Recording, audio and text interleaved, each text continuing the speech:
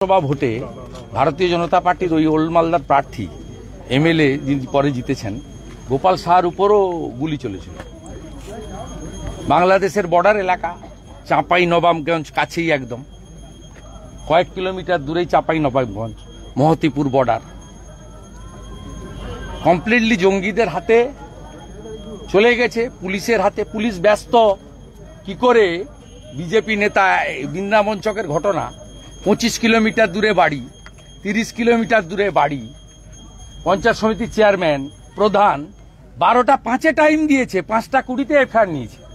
বসির বলে ল ক্লার্ক, আমার কাছে সব ছবি আছে, কখন থানায় ঢুকেছে কি করেছে সব দুনিয়ার লোক জানে।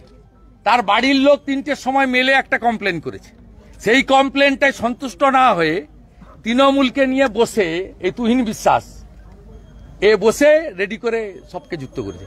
এতে আমাদের কোনো লোককে, এ তো সব মডেল। পুলিশের কাজ তৃণমূলকে স্যাটিসফাইড করো, পয়সা তুলো, আর যত রকম নোংরা কাজ আছে করো। তাই যার তার কাছে বন্দুক ঘুরে বেড়াচ্ছে, যে কোনো লোকের নিরাপত্তা নেই।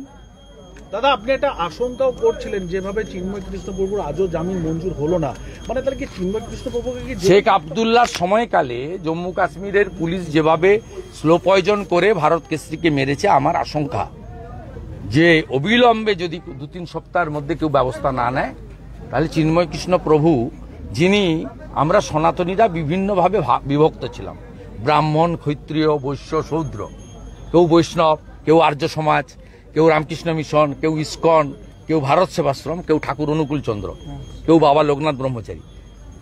উনি যেটা করেছিলেন সব সনাতনীদের এক করেছিলেন। সনাতনীদের যত ভাগ ছিল সবাইকে ঐক্যবদ্ধ করেছিলেন। এটা ওদের কাছে খুব অ্যালার্মিং ছিল।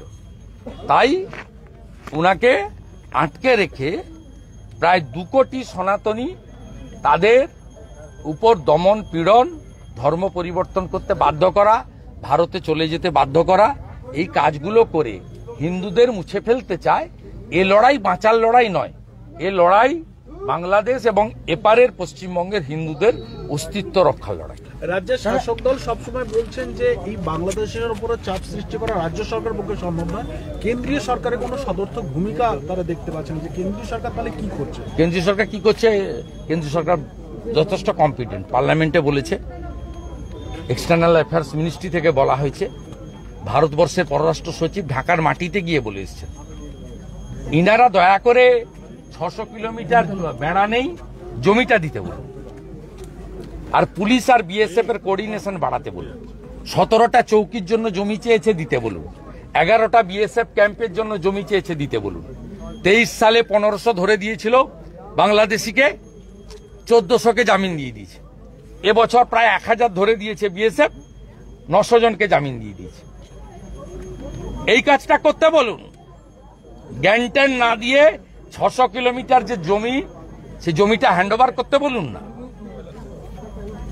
17টা চৌকির জমি দিতে বলুন, 11টা বিএসএফ এর রেসিডেন্সিয়াল ক্যাম্পের জমি দিতে বলুন।